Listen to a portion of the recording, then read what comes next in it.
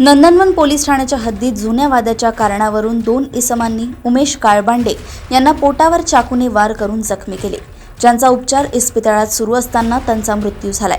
निहाल शेंडे आणि नादिर खान, अतिक खान अशी आरोपींची नावे आहेत। दोघांविरोधात गुन्हा दाखल करून त्यांना ताब्यात घेण्यात आले आहे। जखमी इसम उमेश गंगाधर काळबांडे, राहणार देशपांडे लेआउट, याच्याबरोबर जुन्या एक वादाच्या कारणावरून आरोपी निहाल शेंडे आणि नादिर खान, अतिक खान या दोघांनी चाकूने पोटावर मारलेलं होतं त्याला, आणि तो जखमी असल्यामुळे आपण त्या टायमाला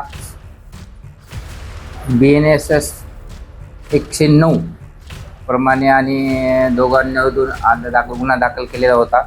दोन्ही आरोपी गुन्हा दाखल कर्तव्य अटक केलेले होते। सध्या ते MCR मध्ये आहेत।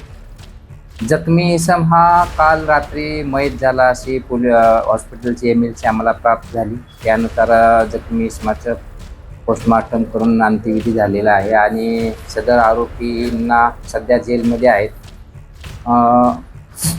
त्याला आपण कलमवाढ केलेली आहे आणि कोर्टाकडे रिपोर्ट पाठवलेला आहे। BNSS 103 प्रमाणे कलमवाढ करून कोर्टात रिपोर्ट पाठवले आहे।